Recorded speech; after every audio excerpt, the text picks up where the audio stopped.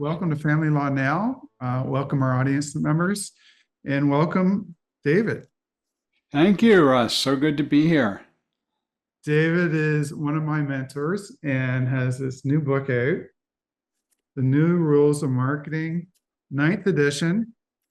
And it says more than 500,000 copies sold in 29 languages. That's amazing. It is amazing. From Albanian to Vietnamese. It is amazing. I first wrote it back in 2007. Well, I was actually writing in 0506. It published in the first edition in 2007. And I had an impeccable timing, Russ, because I was writing the book about how marketing and public relations has utterly changed because of the web and the fact that we can create content. And I was lucky because the book came out the same month that the first Apple iPhone came out. Wow. It came out almost exactly the same time that Facebook opened up for people other than students. The timing was amazing because all of a sudden everyone on the planet was saying, oh my gosh, how can we market better online? And bang, my book was the first book to describe the new modern marketing that seems like everybody is doing now. Incredible. And Apple's one of the most valued companies in the world. What amazing how quickly things change, right? I know, right? Back in 2007, I might have been advertising with Yellow Pages. Many people with Yellow Pages and newspaper advertising and so on. Well, most of the new lawyers wouldn't even know what Yellow Pages are. It was this massive book. You would buy an ad, and so people would find phone numbers and businesses in there. And you wanted a full page ad, it was more. If you wanted a color page ad, it was more. People were spending $10,000, $15,000 to advertise in the Yellow Pages per month. Right, exactly. And it was super cool right around that time, 2007, 2008, 2009. I would start my speech by saying, please raise your hand if in the last several months, either privately or professionally, you bought a product or service by going to the Yellow Pages. And there would be almost zero hands. Then I would say, please raise your hand if in the last couple months you bought a product or service, either professionally or personally, because you saw an ad in the newspaper or a magazine or television. Almost no hands would go up. Then I said, raise your hand if you've bought a product or service as a result of going to Google or another search engine and looking for what you want. Every hand went up, and the audience would look around, and I would say, why are you spending money on television ads and Yellow Page ads? And all of a sudden, more books were sold, more people wanted me to speak. It was the right idea at the right time. And Yellow Pages could have bought Google at one point in time, and that was always the elephant in the room when the reps would come in and would say, "What about this Google thing?" Right? And then one time it used to be, I'm dating myself. People would rush to get their Yellow Page book, and they'd put it on. I used to have a phone in my house; it'd be under the phone. Yeah, and it's like the two would go hand in hand. And I was walking out of one of our office towers, and David, there was a stack of Yellow Page books, maybe 50 for the building. Nobody even touched them. Nobody even looked at them anymore. Yeah. And overnight, the market changed. Yes, absolutely. And imagine the waste. Imagine the number of trees that are cut down. I remember I tried to stop the Yellow Page people from leaving a book in the office building I used to work in. I couldn't. There was no way to contact anyone to say, I don't want this thing delivered. Stop sending it to me. Yeah, what a change. Now, I've got a really serious and important question here, David, and I think our audience is going to want to know.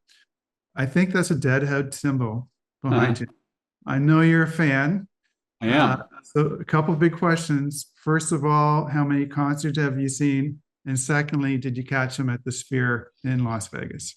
So I will answer even more questions than you just asked. And tell In us my about the life, guitar too. The guitar. Gotta hear about the guitar too. So go. in my lifetime, all concerts, not just Grateful Dead, I'm just under 1,000. It's 981, I believe, concerts because I love it. Ever since I was 15 years old, going to see rock concerts. Feel alive, Uh, right? You I've get the seen energy. 111 Grateful Dead concerts. And when I say Grateful Dead, it's the original Grateful Dead. Jerry Garcia died in 1995. I saw my first Grateful Dead concert in when I was 17 years old in 1979. Wow. And I also count as a Grateful Dead concert any band subsequent to the Grateful Dead where an original member of the Grateful Dead is Yeah. in it and they're playing Grateful Dead music. So 111 times. And I did go to the Sphere and I saw 6 Dead and Company shows at the Sphere this summer, which was a fabulous experience. So, That's incredible. What a theater yeah. with the roof and the video. And Have you gone? I saw you two there, and it was the best Nice. that I saw in my life. I enjoyed it so much. I went back and saw him again the next night because the first time is overwhelming, right? You don't know what's Yes. coming, and you want to try to record something on your phone, and it's gone, right? So the Yeah. second night, okay, I know this song's coming, the ball's coming. I got to get the camera ready. It was an incredible, incredible theater. Incredible. So I was planning on going one weekend, and the way the Dead and Company did it was they did multiple weekends, 3 shows each weekend, Friday, Saturday, Sunday. And so I booked one of the weekends. A bunch of my friends went, and it was amazing. I'm like, oh my God, I need to go again. So I booked a second weekend, three and three. Super, super amazing. Incredible. But you can tie the dead into marketing because they would give away their stuff for free, right? Yeah, I wrote about that in this book, Marketing Lessons from the Grateful Dead. I And I love it. wrote I this love it. I wrote this book with my buddy Brian Halligan. Brian is the co-founder, former CEO, and now chairman of HubSpot. And also Bill Walton, the NBA Basketball Hall of Famer. The 3 of us wrote this book. Bill sadly passed away a couple of months ago. He was a great guy, and he will be very much missed. Brian founded HubSpot in 2006. I joined his advisory board in 2007. I'm still on his advisory board. And we used Grateful Dead style marketing to build HubSpot. HubSpot started, as I said, in 2006. It's now, I joined them in 2007, and we were all about creating free content that people can get. We were all about doing things for fans, for the fans of HubSpot, whether they were customers or not. We did so many different things that the Grateful Dead did to market the company. Now, I'm not suggesting it's only because we used Grateful Dead marketing, but when I joined the advisory board in 2007, there were 8 employees, $250,000 in annual revenue, so almost nothing, and a handful of customers. They announced, as we're recording this, they announced their third quarter 2024 earnings last night. They have approximately 230,000 customers, approximately Incredible. 7,000 employees, and just over $2.5 billion in annual revenue. Market Amazing. capitalization is over $30 billion. A true success story. Anybody you talk to in the technology space, a true unbelievable technology success story, founded, venture capital funded. I've been a part of it since almost the beginning, and we used Grateful Dead style marketing to do it all. So how we're going to keep your guitar as a teaser. We'll talk about the guitar at the end. Okay. How can lawyers draw out a bit, this concept of Grateful Dead marketing? Like it worked for HubSpot. We're providing professional legal services. We're subject to our rules of professional conduct and restrictions on certain things we can do. What can Yeah. we draw from this experience? So, as you said, as you were introducing this idea of Grateful Dead marketing, one of the things they did that was so remarkable was they said to fans, if you want to record our concerts, that's fine. You can bring in recording gear. They even gave you power strips and a special seat right behind the mixing board if But you wanted to. think how innovative that was. That was a time of Napster and people were fighting, giving away their music for free. And the Dead saying, take it. Do it. Go right ahead. Yeah. And any other concert you went to, if you brought recording gear, they'd kick you out. And the Grateful Dead said, sure, why not? So what happened then was that Grateful Dead fans then were, and in the early days it was cassette tapes. Later on it became MP3 files. But people would trade these cassettes. You know, I went to this particular show. I want to get a cassette from that particular show, and you'd trade it. And the band said, as long as you're not selling those tapes, it's totally fine to give them away, to trade them, you know, whatever you want to do. And that became essentially a social network before Mark Zuckerberg was even born, because the Grateful Dead was founded in 1965. The taping started in the late 1970s and continued all the way through Jerry Garcia's death in 1995 and beyond. It continues. So I learned about the Grateful Dead because my next door neighbor was playing a tape. And I'm like, what's that? That's really cool music. Oh, that's the Grateful Dead. I'll make you a copy of my tape, which he gave me. And that's how many, many people like me first learned of the band. And then soon after that, I want to go to a show. So I bought a ticket. And now I've bought tickets to over 100 shows. I've bought albums, I've bought t-shirts, I've spent a lot of money with the band. So what does that mean for anybody? Do you still have tape? Do you still have I have my tapes somewhere. the collectors I think they're in a box in the garage. Because you're just going to weave it into lawyers, but I wanted to know if you still had the tape. No, I do. I do have all my Grateful Dead tapes. I probably ended up with 30 or 40 of them, and I do have them.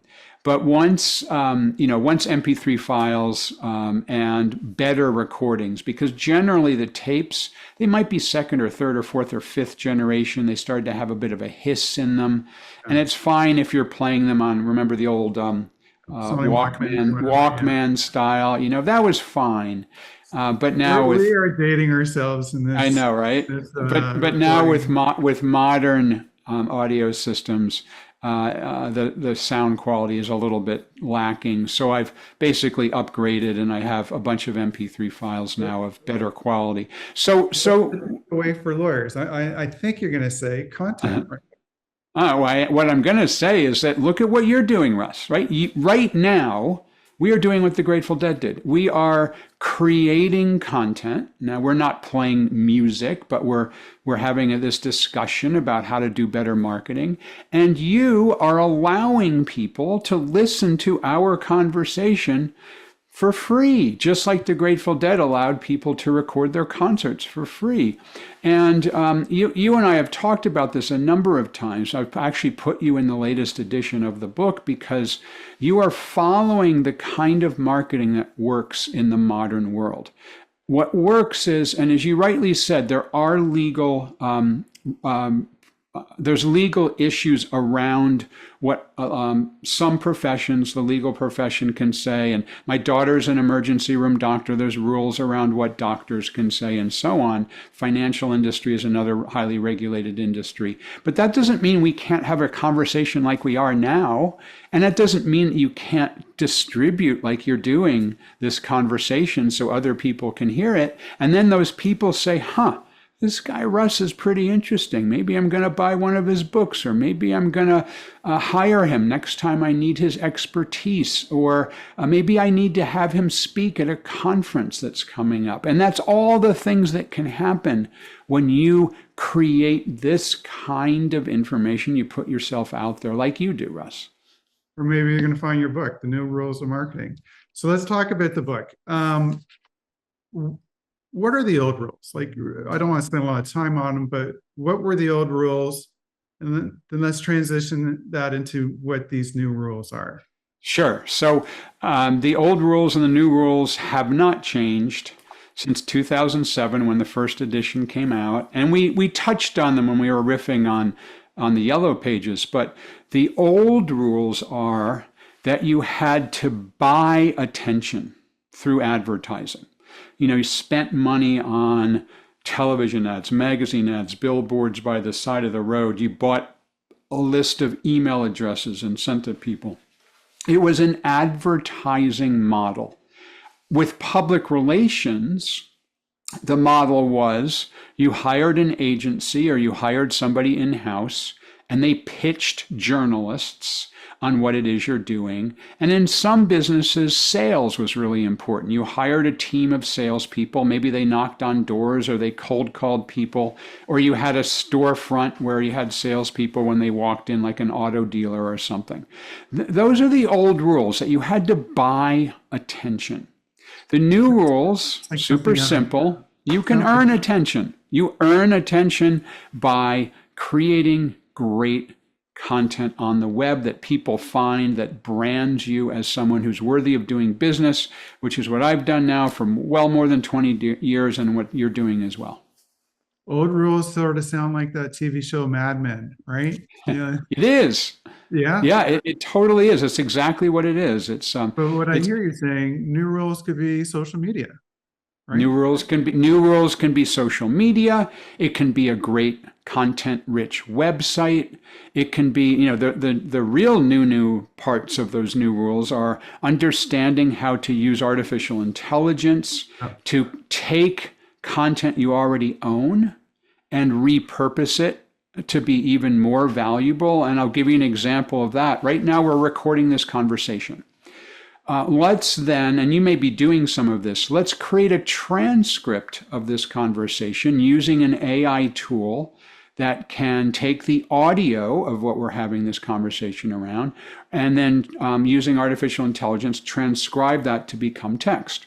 Then you take the text of the full conversation, if, let's say we're talking for an hour, that full conversation, and you send it to ChatGPT or one of the other large language model AI engines, and you say, please summarize this into the most important points.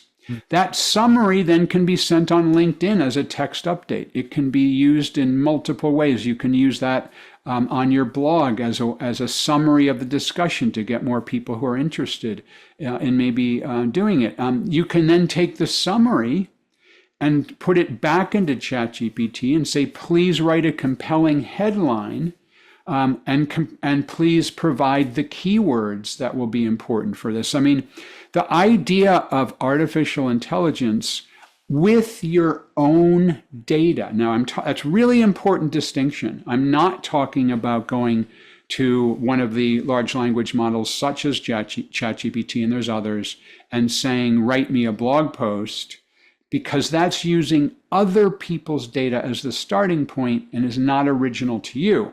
We could talk about the legal ramifications, but it isn't your content. You can't copyright it. However, content like we're creating right now, running it through an artificial intelligence engine, it's repurposing content you already own, which you can then own, and you can use it in multiple ways. And there's so much to unpack. Each one of these topics could be another hour, like social media. I know you've got some great tricks on LinkedIn to trigger the algorithm. Buy the book. You want to learn more, it's all in the book. We've got 22 chapters, but we're just doing a high-level overview today. Another thing I want to ask you about, and lawyers don't really think too deeply on this because we didn't go to marketing school and we usually rely on others, but we really should be thinking about it. Is this concept of a buyer persona. Yeah. So what's buyer persona, and why is that important to lawyers when they're thinking about marketing? So the idea of a buyer persona is to deeply understand the people that you're trying to reach, so that what you create, maybe your website or your branding or the content you create, if you're doing content creation like a blog or like we're doing right now, a podcast, whatever it might be, is directed directly towards a particular demographic group of people. That's a buyer persona. And what that does is it gets you out of the trap that so many people fall into, which is when you do your marketing, you simply focus on your products and your services. That's the biggest mistake I see, and I see it again and again and again for the last 25 years, is that marketers say, we have a great product, here's what it is. We have a great service, here's what it is. I'm a lawyer and I'm the best in town for this reason, and so come to me. Lawyers' websites are terrible. They all look the same. They all have stock image. They all Yep. talk about how great they are. And they're not talking about the client. They just talk No, about something else. And you could look at 10 lawyers' websites and put them side by side. They'd be the exact same format. that's exactly right. Exactly right. So the difference becomes if your focus is on the problems that you solve for people, that's a really big difference than just saying, here's what we do. And you can think about it in your own life, maybe something you love to do personally. So, Russ, I think you know in September, I took the entire month off and I hiked the long trail in Vermont Yeah. from, I saw the pictures. It was incredible. yeah, Incredible. from the border of Quebec and Vermont all the way down the state of Vermont to the state of Massachusetts, 273 miles. It took me 26 days. I camped the entire way. It was a fabulous adventure. And I didn't know anything about long distance backpacking 2 years ago when I decided I was going to do this. You had to So what train. did I do? I spent a bunch of time on many different websites. Some of them were outfitters websites like REI, a company that I ended up spending money at. I then found some companies that made tents. And I bought one at a company called Z-Packs. I needed a sleeping bag. I needed a backpack. And I ended up buying, and I bought good gear because 26 days, I want to continue to do this. I'm not going to do another hike that long, but certainly a week at a time next summer and the following summer. So I probably spent $5,000 on gear. And I did that not by waiting for someone to advertise to me, but instead by going and looking at various websites, people's blogs, people's YouTube videos to learn about the gear I would need for long distance hiking. Oh my gosh, I need a bear container for my food so that bears don't eat my food and they don't come into my tent and want to eat me because they smell my food. So I had to learn about bear canisters, and then I bought a good bear canister. It was $200 and something, and so that company that educated me about bear canisters is the one that got my money. And that's just the way that we all operate. And every single person who's listening in or seeing us do this has had the experience of needing a certain product or service and going to a website and saying, oh my gosh, these people understand me. I like this company. I want to do business with this company. Your job is to be that company when people are looking for you. Incredible. Just a different way of thinking about the market. And you want to think about your client persona, right? Maybe you want to do child protection cases. Maybe you want to do grandparent adoption. Maybe, international child abduction and Hague cases might be your forte. So think about that. The book also talks about social networking as marketing. So tell us a little bit about this concept. What should lawyers be thinking about? The way I like to think about it is that social networking, whether that's on LinkedIn or X or Facebook or Instagram, whatever it might be, is kind of like a cocktail party. And what I mean by that is, imagine, you go to a physical cocktail party, and it doesn't have to be a cocktail party. It could be an event at your church or your bowling league or your friends playing golf, whatever it is, but some in-person sort of event.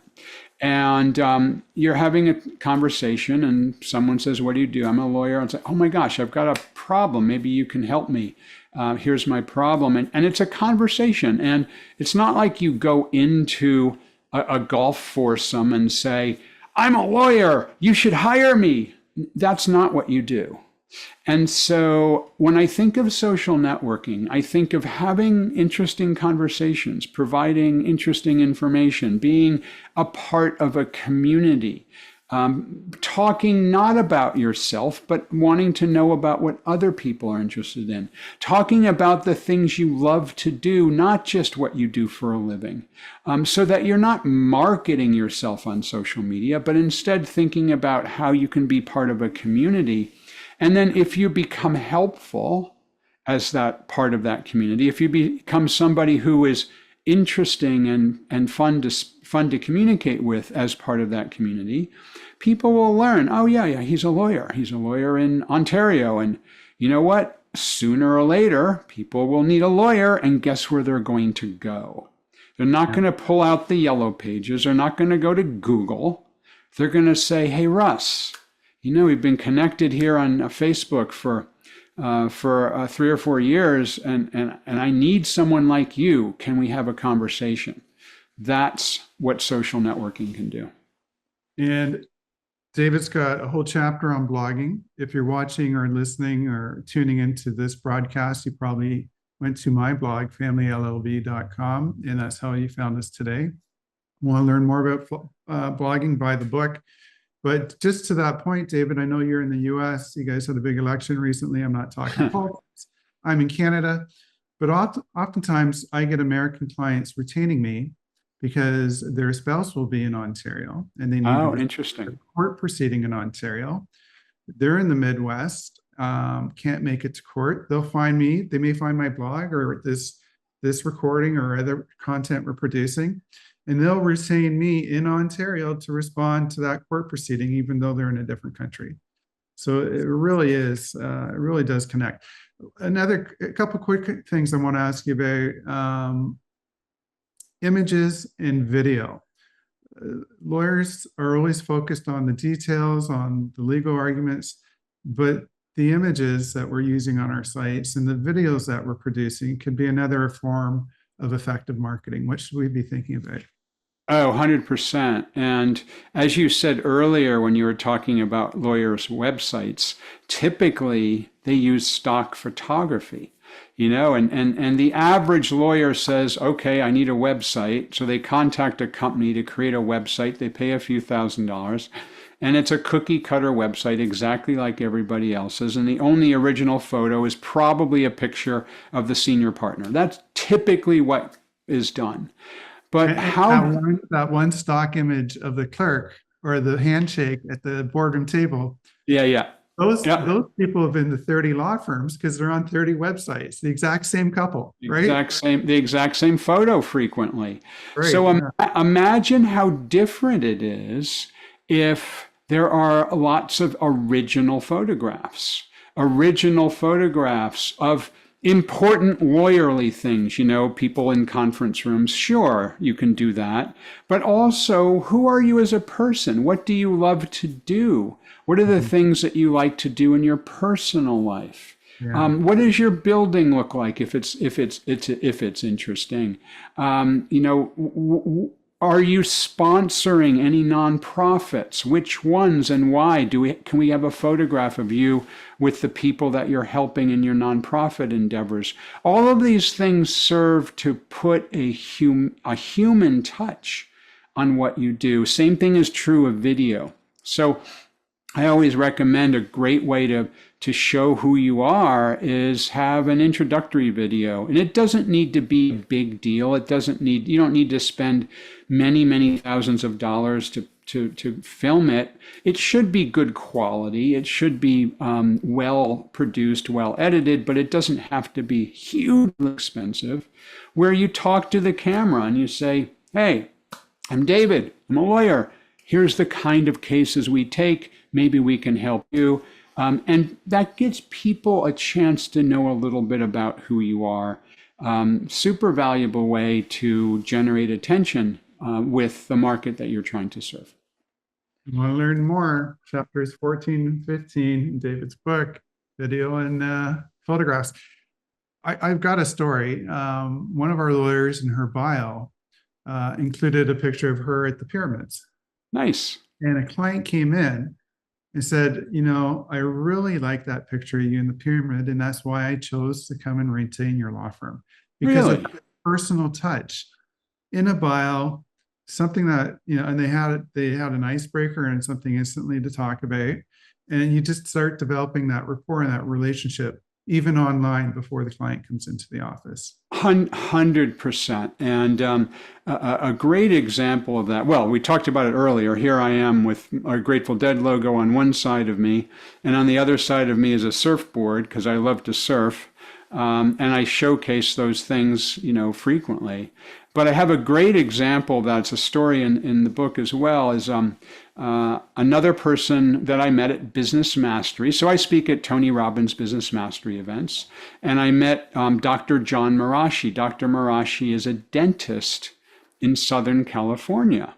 And Dr. Marashi said to me after my talk, I was talking about social media, I was talking about building fans. He said, David, I'm a dentist.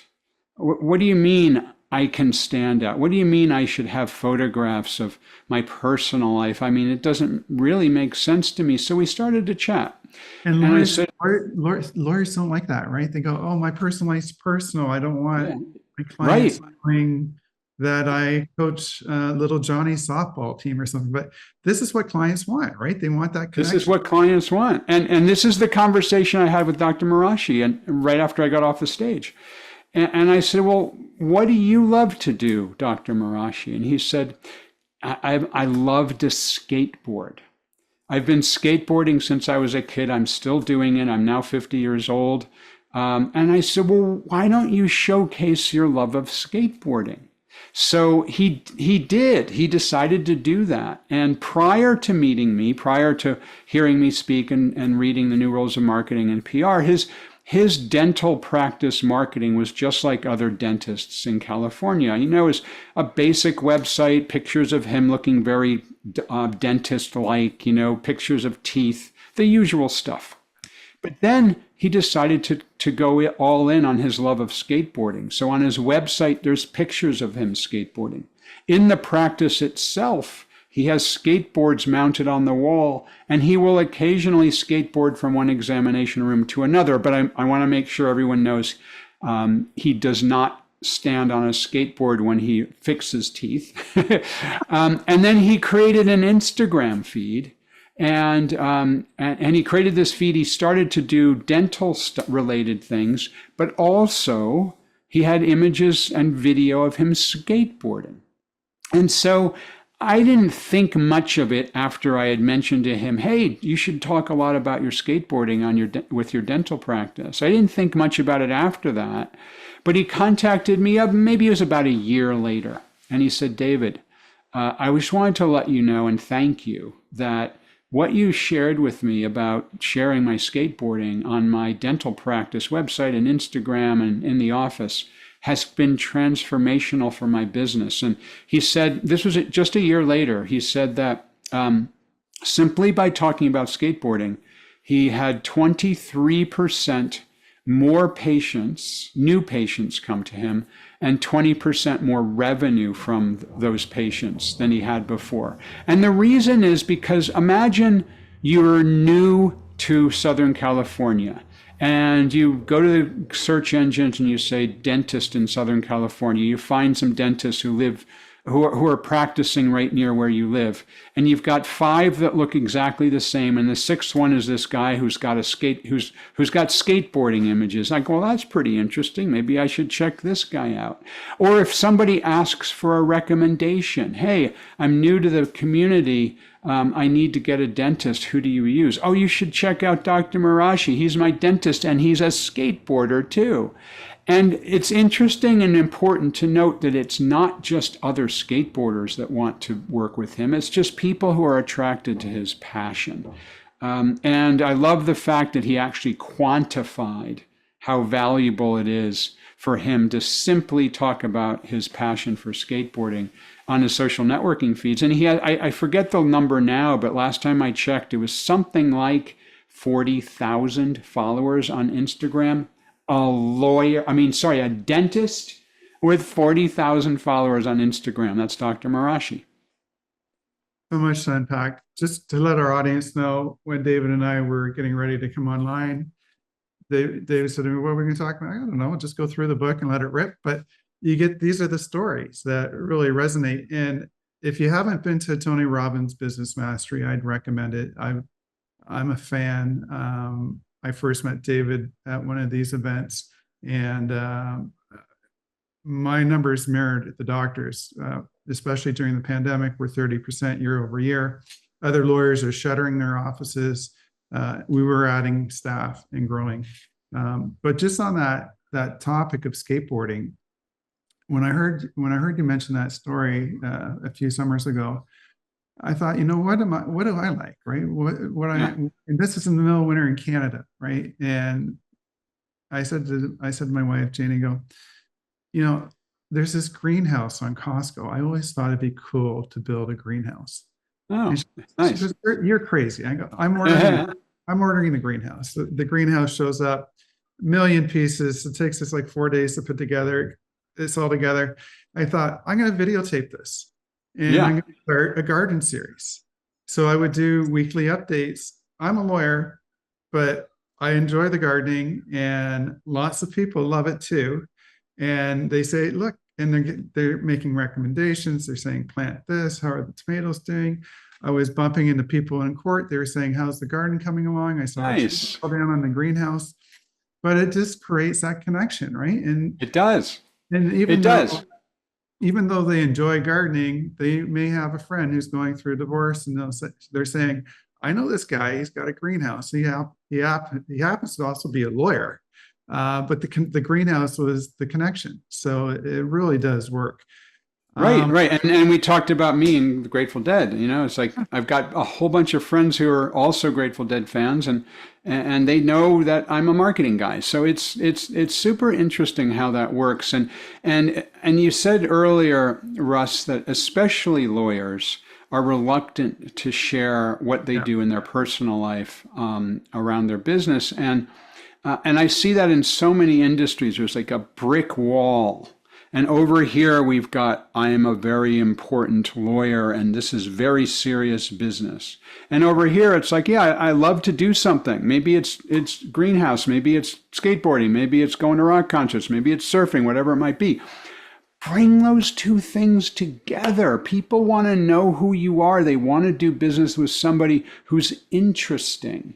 My daughter Reiko is an emergency room doctor, and she frequently here in Boston, and she frequently wears her Boston Bruins pin or sometimes even a shirt at work because it makes people light up. Oh, you're a Bruins fan. Oh, that's cool. And so it's showing that she's more than just a doctor. She's also a human being, a person with passions. and people love stories, and stories resonate, and they can tell when they're genuine and when they're not. If you're skateboarding or gardening or going to a Boston game or going to a Grateful Dead concert, people know that's genuine. That's you, as Yeah. opposed to this marketing crap that you see agencies and um, these companies that you buy services from. It's not the same. Now, I want to be mindful of your time. I want to just briefly touch upon newsjacking. We're Sure. like 30 seconds or less. It's been Yeah. hugely successful for my firm. You and I have spoken on stage about this. I've answered a lot of questions about how it worked for lawyers and how it worked for my business, because some people don't think it doesn't apply to me. I'm making widgets or whatever, right? Yes. Yes. Um, but for our audience, David does offer, well, he did offer a course where you can learn about newsjacking. There's a whole chapter in the book dedicated to newsjacking. I think you made the term up, probably, but let's just spend a minute or two because I want to be mindful of your time, and Sure. we'll have you back on to talk about it some more. But what's newsjacking, and how can lawyers learn more?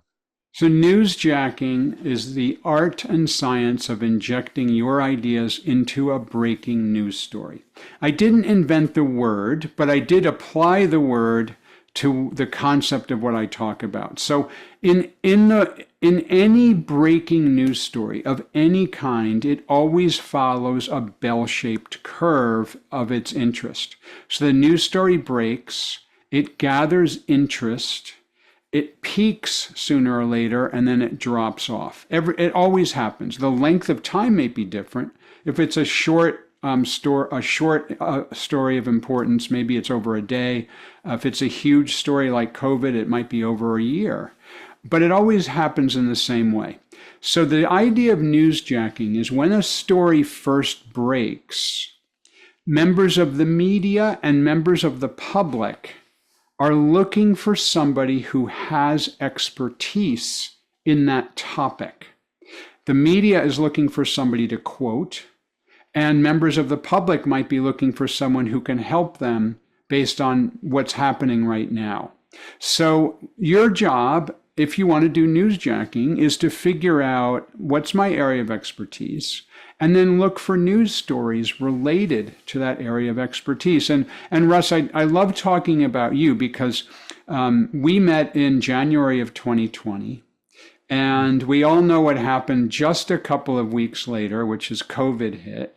And you were sitting in my talk at Tony Robbins learning about newsjacking. And unlike most people who hear the idea and don't do it, you said, I'm going to go for it.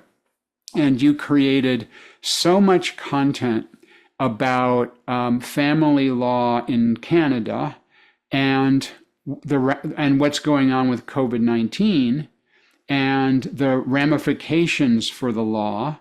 And you provided so much information. And I'd love to have you complete the story, but that made you so much more successful. You had to hire more lawyers to keep up with the demand because members of the media, whether it was the Globe and Mail or CBC or whatever it was, they were looking for somebody to quote, and you were the one that they quoted because you were the one that was creating the content. So maybe you can share some of the details about how you did that. Yeah, buy the book. There's a whole chapter on it in the book. But what for me, I was answering questions that my clients were asking, right? The rules were changing. People were taking children and not returning them. Courts were closed. It seemed every day was something new. So I was answering the questions that were coming into my office and writing about it. And then there'd be a court case. And then a journalist would see my article and phone me up for an interview. So I'm doing print, I'm doing TV, I'm doing radio, magazines. To buy any of this paid advertising would be hundreds and hundreds of thousands of dollars. Right. But it also gave our firm social proof.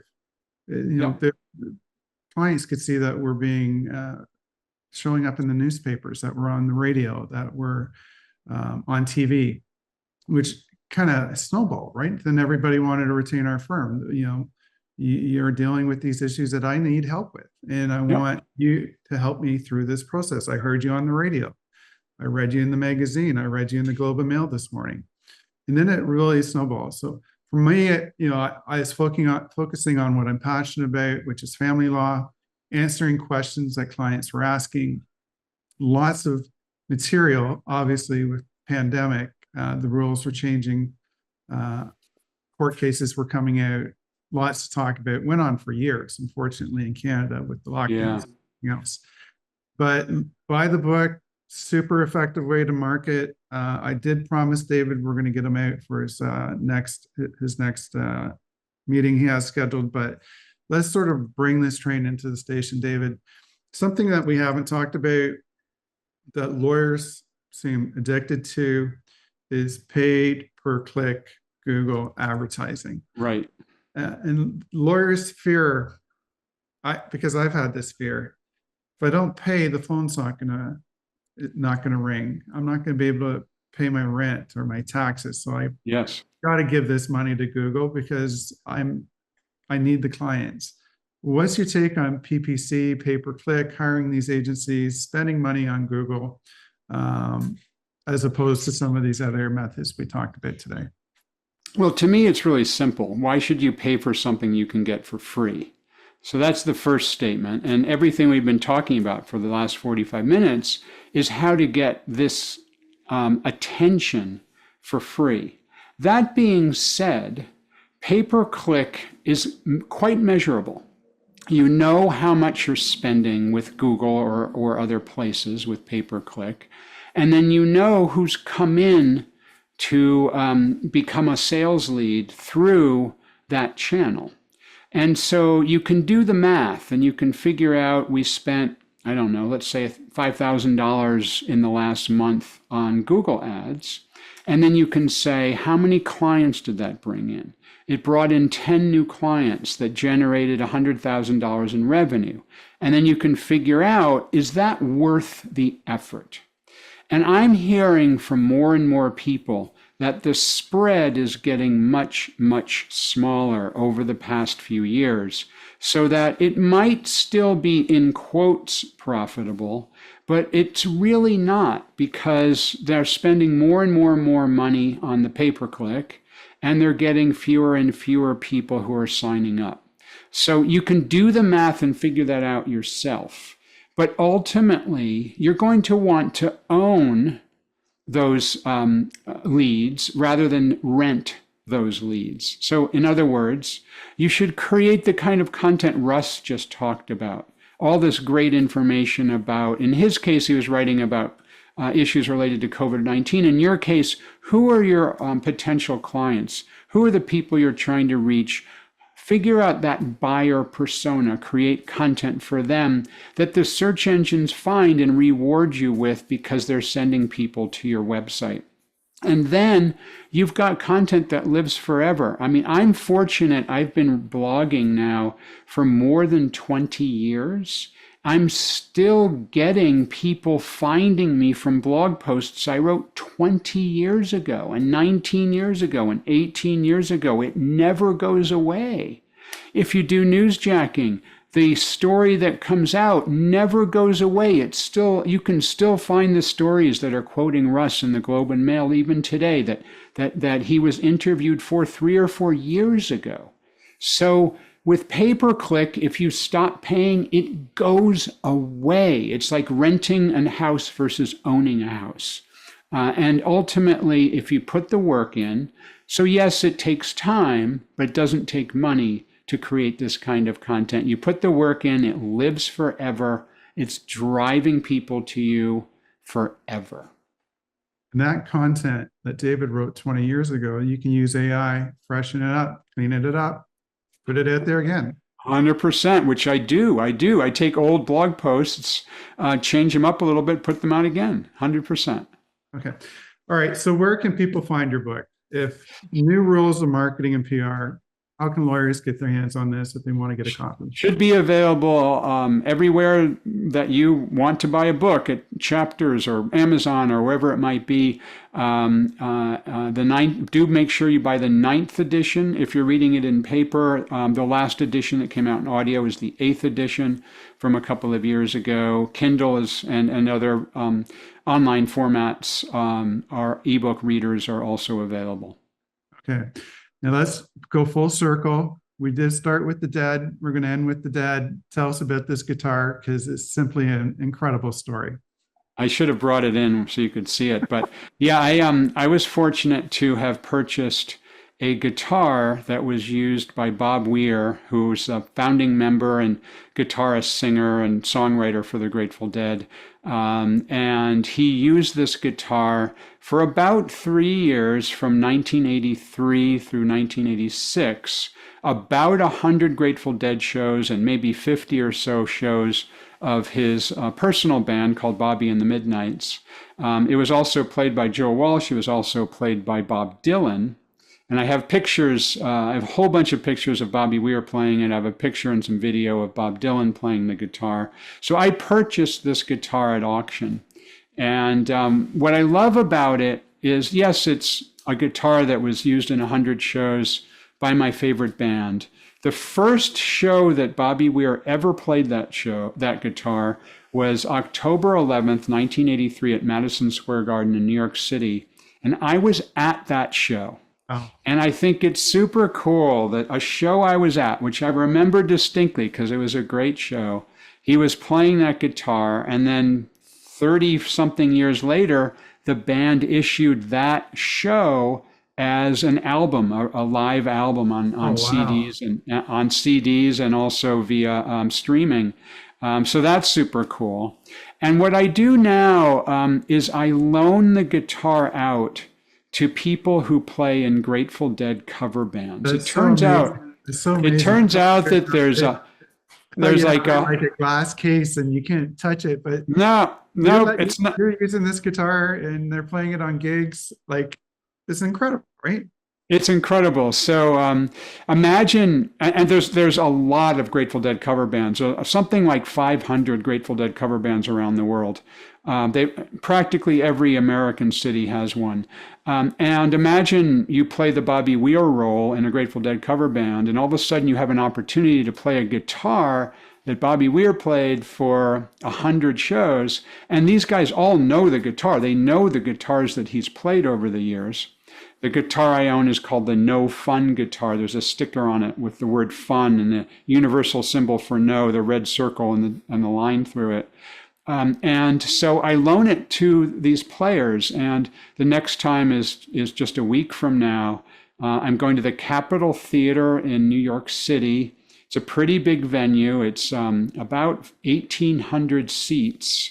And a band called Dark Star Orchestra. Rob Eaton is the guy who plays the Bobby Weir role. He's going to play the guitar and on stage. And band loves it. The fans love it. And as I understand it, Bobby Weir loves the fact that the guitar is continuing to be used. So I guess if you show up with the original guitar, they'll probably give you a seat to watch the show too, right? yeah, I get all kinds of access, like backstage, whatever I need. I get that what I like more about that, to be honest with you, Russ, is I get a parking space backstage right next to the stage door, so I don't have to screw around with where am I going to park my car. So that's actually a super great bonus. But here's another aspect of this that you and I have not talked about. I'm branding this guitar. It's called the No Fun guitar. The No Fun guitar has its own Instagram. It's Wow. No fun live is the Instagram. I did And not. the more people see the guitar out at shows, the more people who know that this guitar is out there, the more people who see the guitar's Instagram, the more valuable my guitar becomes. I So love it. in a sense, I'm applying my own ideas about marketing to take this guitar. And I spent some money on it. It's Sotheby's auction, spent some money on it, but it's probably worth 3 or 4 times what I paid for it now because Wow. I'm marketing it the way I am. And you get to enjoy the music. David, Absolutely. thank you so much for your time today. I'm mindful of your constraints, but certainly would love to have you back to talk some more. Oh, you got it. Thank you for all you do. Thank you for this podcast. Thank you for sharing how you did newsjacking with my audience over the years.